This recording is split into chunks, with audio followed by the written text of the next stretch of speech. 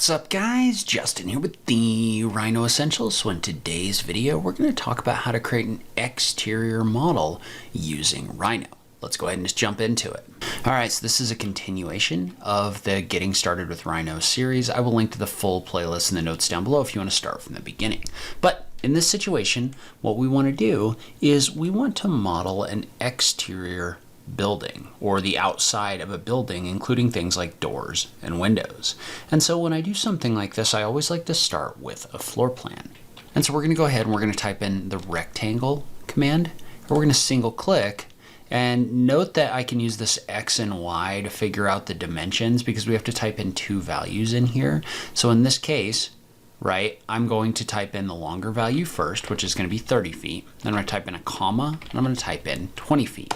I'm going to hit the enter key. So what that's done is that's created a 20 foot by 30 foot rectangle like this. Now, what we want to do in this situation is we first probably need to decide if our exterior wall is going to need to have thickness. And in this case, I'm going to go ahead and I'm going to say yes. So what I want to do is I want to select this rectangle and I want to use a tool called the offset tool. What the offset tool is going to do is it's going to basically allow me to offset the shape either in or out.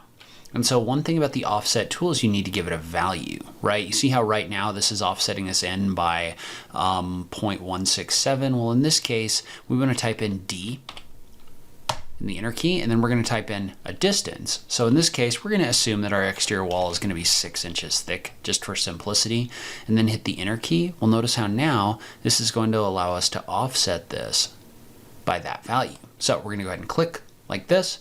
We'll call it good. Now we've got an exterior rectangle and an interior rectangle. And what I want to do is I want to extrude this up. And so in this situation, I want to have both of these selected, and then I want to type in the value for extrude curve or extrude CRV. So we're going to type in extrude curve, and note that we want to make sure that we've set the value for solid to yes, so that this caps this object. If you set it to no, notice how it's going to make this an empty object, which is not what you want. So we want to make sure that solid is set to yes. You can do that just by clicking on it. Then we're going to type in whatever our height is going to be. So in this case, I'm assuming that this is going to be to the bottom of the eave, maybe 9 feet. So we're going to type in a value of 9 feet right here, and that's going to extrude this up to 9 feet. All right, so now we need to draw a line at a certain angle. And so one of the things that I find helpful is to double click on perspective mode and go back into your for view function right here, just because it helps with your snapping. And so what I want to do is I want to type in line and I want to pick a base point. So in this case, I'm going to set my base point right here. Well, notice how you can see on this other option right here where that snapping is going to go. So it just allows you to snap it a little bit better. Well, in this case, I'm going to toggle off ortho snapping right here. Notice how you can move your mouse in order to set your slope, but we want to be a little bit more precise, right? So we could say we want this front end to be 5 feet, and so therefore we want to click on this point. But in this case, I'm going to type in an angle because I want my roof to have a certain slope. So to do that, you're going to use the open bracket, the triangular bracket, and then you're going to type in an angle. So in this case, we're going to say 14 degrees. Notice how when I say 14 degrees, that locks my mouse to that 14 degrees right here, and I can just move it until it snaps to this point on my grid if you have the grid snapping active. If you don't, you can just draw a line past this and then use the trim function in order to trim it out. But we're going to go ahead, we're going to type in line again. We're going to draw a line down to this point right here. And so the snapping kind of jumps around in Rhino a little bit, probably because I've got the wrong angle on here. So I just went back to my perspective mode. But now what I've got is I've basically got the beginnings of a wall. And so now I'm going to type in line right here. We'll draw a line across like this. So now we've got a selection of curves, and you can do a shift click in order to pick them all up. So in this case, I'm going to do a curve, curve, curve, and then we're going to type in extrude curve. like this. And in this case, we want to extrude this by 6 inches. So we're going to type in 6 inches and hit the enter key. And what that's done is that's created this object right here for one of our end walls. And notice how it has the same thickness as my other wall over here. Well, now what I want to do, and we can double click back into perspective mode, is we want to create a copy. So in this case, I'm going to type in copy. It's going to ask the point to copy from, and we're going to go with this corner right here. Notice how you can move your mouse to this corner right here. And then we can go ahead and hit the escape key in order to be done. So what we've done is we've basically created our 2 end wall pieces in here. We can merge them in a second. But now what I want to do is I want to create this front wall. All right, and so now what we want to do is we want to draw an edge up. Now, this is weird to me, and maybe I'm doing something wrong, but if I try to draw the line in Rhino right here, which is what I need, so I want to draw a line up. In this view, it will not let me maintain this perpendicular snap and also click on this line. I'm not sure why, but if I double click out of here and I jump over into just my right view right here, I can draw a line straight up, no problem. So we're gonna go ahead and we're gonna do that, but if anyone knows why it's doing that, let me know. But now I'm gonna draw a line here. I'm gonna draw a line here, and honestly we could probably do this with the polyline function in order to do this just with one line. But basically I've got a profile like this. I want to type in extrude curve, move my mouse, and I want to extrude it until it aligns right here. Okay, and so in this case, I want to join all of these together and get rid of these seams. Now, you might not want to do that if you want to take this sloped portion of your roof and be able to hide it later. In this case, I'm not really concerned about that. So what I want to do, because these are all created as solids, I want to use a function called Boolean union. So we're going to do Boolean union right here. And we want to just come in here and click on all of these objects like this, and notice how that's going to join them into a singular object like this. Now, one thing that you do want to do on this one, because notice how we do have a bunch of extra edges in here, so we do want to run a merge all coplanar faces, and we're just going to select this like this. And what that did is that came in here and that merged all of those faces so that now we don't have that like extra piece of geometry in here. Again, you don't have to do that, but you definitely can. And so the other thing that I do a lot of the time is I've got a bunch of this like leftover line geometry. Now you could just delete it, but if there's a reason that you might need it again, sometimes what I'll do is I'll create a layer, and we're just going to call that layer drawing geometry. Like this. And what I want to do is I want to take this curve and maybe this curve right here. And so once you've selected these, you can just come down here and click on the option for drawing geometry like this. And I'll click off of them, and I'll go ahead and click on the default so it's back to my main layer, but then I can toggle those off. So now I'm keeping that geometry in case I do want to use it a little bit later. Okay, and so now what I want to do is I want to add window and door openings. And so we might start with the door openings on the front side. So I'm going to start just by doing a Control-Shift-Click just to set my C-plane on this front surface. But notice how, and that only works if you have auto C-plane activated, by the way. But now if I type in line, what I can do is I can draw a line along this surface. We're just going to type in a value of 3 feet because I'm assuming I want this to be 3 feet off of the wall, and I'm going to click. Well, now I can use the rectangle tool, and I can draw from this point. And so notice how this is showing this as negative in the XY over here. So that just means that we need to type in a value of -7 feet right here and hit enter, and then a value of -3 feet and hit enter. Or in this case, it looks like it's going to be +3 feet right here. But what we've done is we've roughed out our door opening. Let's do the same thing with our garage. So we're going to assume that our garage is going to start 3 feet off of this wall. So we'll draw a line that's 3 feet. We'll draw a line up. Sometimes I find just drawing the line is maybe a little simpler. So we're just going to draw a line up to kind of align with this edge. And we'll draw a line across like this. And we can assume that our garage is maybe going to have a width of, we'll call it 15 feet or 16 feet. Then we'll draw a line down like this.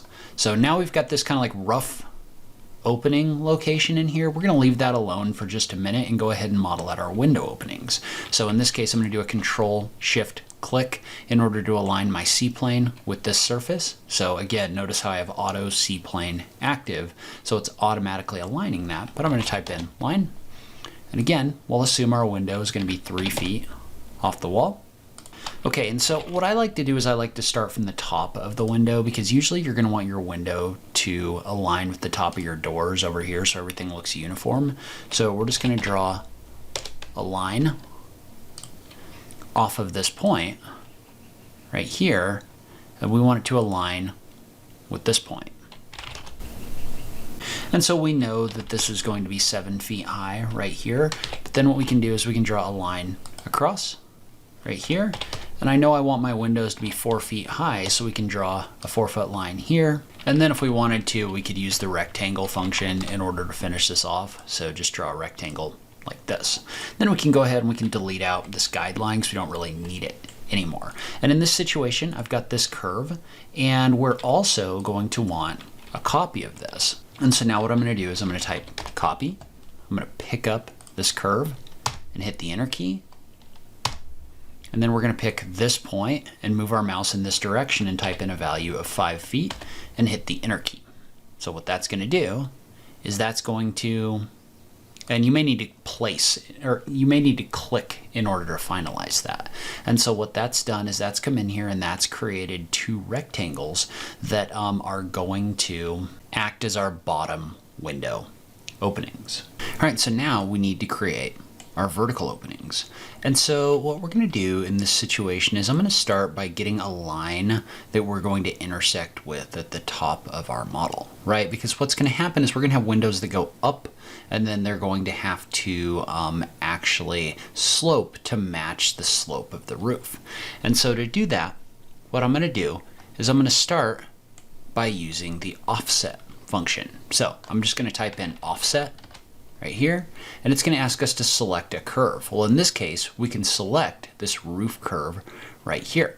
And I'm probably going to want the top of this window to go down, we'll call it maybe like 12 inches, so, or maybe 18 inches. So I'm going to type in 18 inches and hit the Enter key. That comes a little far off of the roof, so maybe I'll type in a value of 12 inches instead.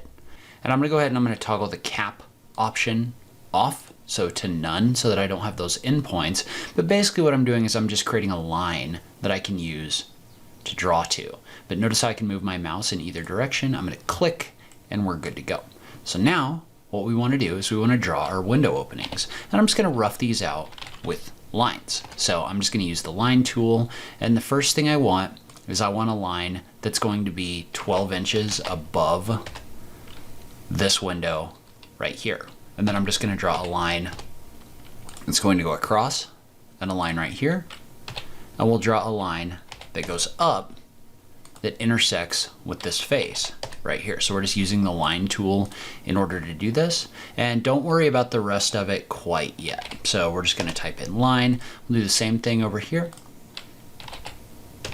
And if you can snap on the grid, that makes the whole thing a little bit more a little bit easier to do, but it shouldn't really matter if you have something that isn't just a round number, because you can use the inferencing in order to work with that. But I'm gonna go ahead and delete out this extra edge and this extra edge.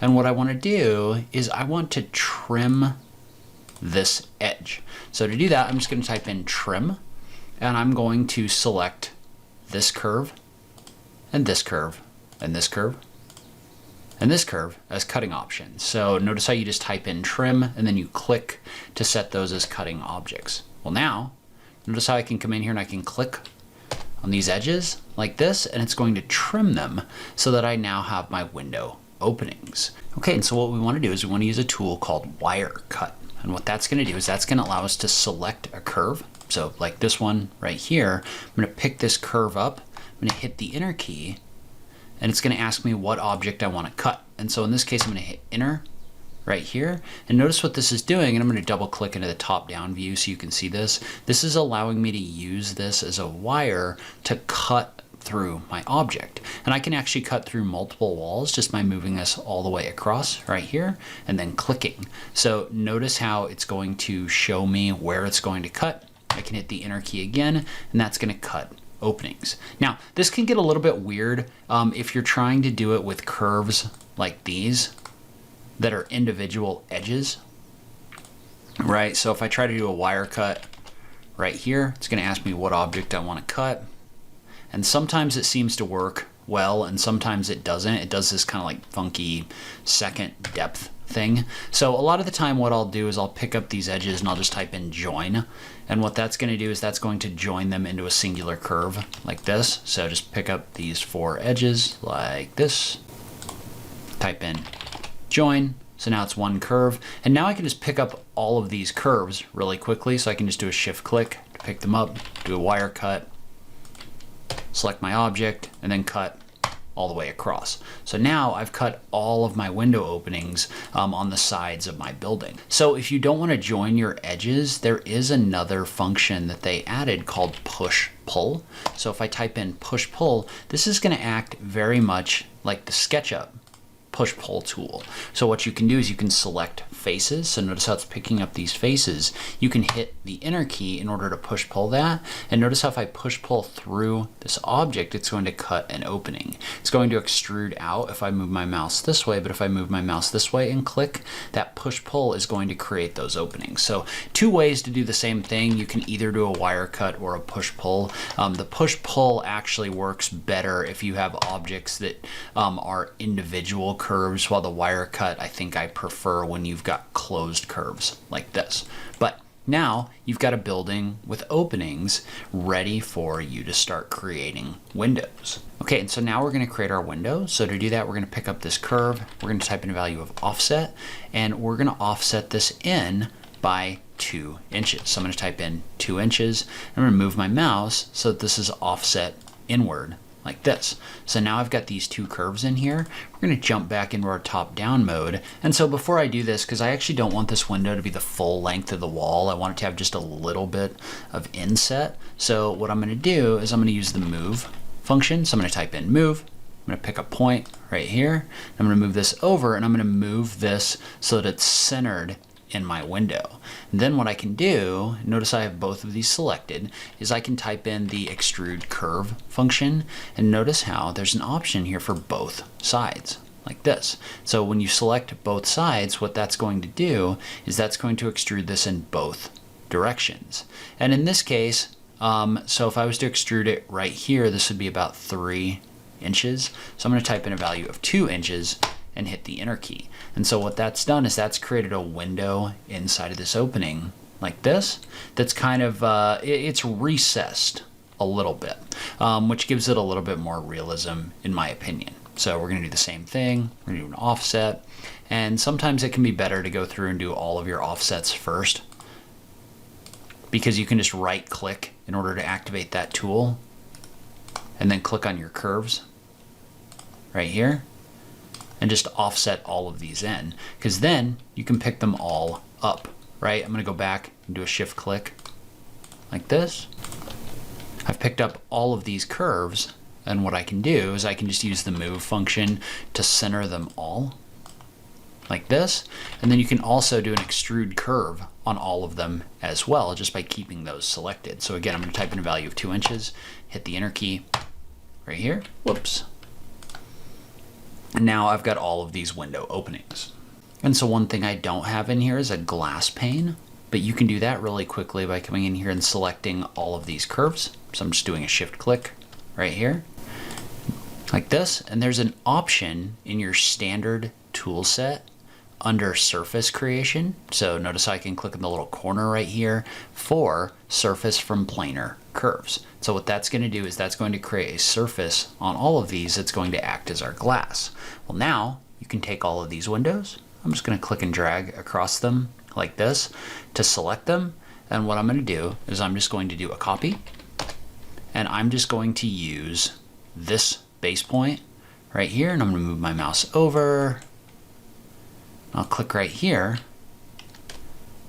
and then hit the escape key to get out of that tool. Now I've got windows on both sides of this.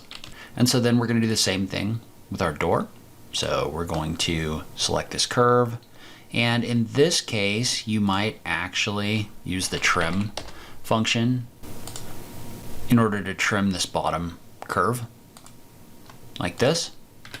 So then you've got 3 sides on this door. Well, then you can do an offset. You can offset it in by that 2 inches. Make sure you select the option for cap. That's going to make it so when we offset this in, we're going to do a flat cap. You've got this closed in edge on the bottom so that this isn't open on the ends, but we're going to click right here, and then we'll go back into our top view, and we're going to assume kind of the same thing where this isn't going to be full depth of wall. So we'll just move this to the middle of our wall. We'll extrude it both directions, 2 inches, just like this. And it looks like my wall my door kind of jumped around on me, so I'm just going to use the move function in order to move this down right here. And we can move it back 1 inch. Call it good. So now we've got our door frame in here. And we want to add our door leaf. And so in this case, for my door leaf, I'm just going to draw a line across here. So we'll go from here to here. And then I'll just select it and I'll do a Control-Shift-Click in order to pick up these edges. So we've got these 4 edges, then we'll use that same tool, surface from planar curves, right here. And then we can go ahead and we can extrude this. So we're just going to do an extrude curve. In this case, we don't want it to go both sides, and we can just move our mouse so that this door kind of aligns with this back point right here and hit the Enter key. So now we've got a door in our door opening. All right, so next up, we're going to model our piece of glass at the top here. And so what I'm going to do is I'm going to pick up these curves. So I'm just doing a shift click right here in order to pick them up. And so one thing we might do is just join that by typing in join so that it's a single easy thing to select. Then we're just going to move our mouse, offset this in like this, and then we'll do an extrude curve with both sides active like this. And so one thing I want to do is I want to pick up some mullions right here. So in the middle of this, because this isn't going to be one long uninterrupted piece of glass, so I'm just going to type in rectangle. We'll go ahead and set this corner point right here. Then we'll move over here, and I'm going to take this rectangle and I'm going to extrude it up, tap B and hit the Enter key to turn off both sides. But what I want to do is I've created this mullion now, right? This extrusion right here. And what I want to do is I want to set copies between this point and this point. So what you can do is you can type in copy and you can pick this point. But if you go into the object snap functions right here, there's an option for between. So then it's going to ask for a first point and a second point right here, like this, that's going to be between those objects. Well, then we can do the same thing. We can do a copy. And notice how if you type underscore between, it's going to let you set this first point and this final point, and it'll create a copy right in the middle of those, like this. And then to create our glass, we can just take this surface and we can use the function for surface from planar surface right here, and it'll just be an uninterrupted surface through this opening. And then finally we need to model our garage door. And so our garage door is going to be made up of a number of different little doors. So what I'm going to do is I'm going to type in a line right here between this point and this point. All right, so now what we want to do is we want to use a function called divide. So we're going to type in divide right here, and we're going to pick this curve, and you can hit enter, and notice how it's going to allow you to set this into however many segments you want right here. All right, and so in this situation, because our garage door is just going to be a number of repeating panels, I'm just going to use the rectangle tool. So I'm going to type in rectangle, and we'll just draw a rectangle on the surface right here, and we're just going to use extrude curve in order to extrude it across. Now, one thing that I want to do in this situation, so you want to make sure you model this as a solid. So make sure solid is set to yes in your settings, but I just want to use a tool called chamfer edges, and it's going to let me pick my edges to chamfer. And so when we've got all of these picked up, you want to make sure that you've tapped the L key or turned on link handles, but then I'm just going to click, move my mouse, and notice how that's going to let me set what my chamfer is right here, just by moving my mouse along the edge. So you could also type in a value while this is live, so I could type in like 1/8 of an inch, hit the enter key right here, and then hit the enter key in order to chamfer these edges. And so now we need to create copies of this, so all I'm going to do is I'm just going to use a function called linear array, or array linear. And when you do that, you can set your number of copies, which in this case is going to be 6. We're going to hit the enter key, and we're going to set this base point as our first reference point, and this point as our next point. And notice how that's going to create 6 copies over here in the corner. So now we've got everything ready except for the surface on our roof. Okay, so now we need to model our roof. And so that's pretty easy. We're just going to hold the Control and Shift functions in order to pick up these individual edges, but I'm just going to pick up all of these perimeter edges right here, like this. And then we're going to use our surface, or our surface from planar curves option, in order to create this roof. Now we've got this roof in here. All we need to do is just extrude this roof. And in this case, we actually want to use extrude surface, not extrude curve.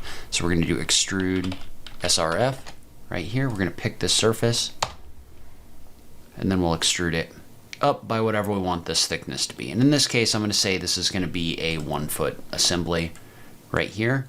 And so real quick, we're just going to select this and do a merge all coplanar faces right here with this whole thing selected. So now this is just an individual face. And in this case, I'm probably just going to use the push-pull function, because that's going to allow me to just kind of extrude this option right here. And we're just going to extrude this by 12 inches in this direction. And then we'll right click to reactivate the tool. We'll extrude it 12 inches in this direction, and this direction, like this. All right, so that's where I'm in this video. Leave a comment below. Let me know if you have any questions about anything we talked about. I just love having that conversation with you guys. In the next video, we'll talk about adding materials to this model. As always, thank you so much for taking the time to watch this, and I'll catch you in the next video. Thanks, guys.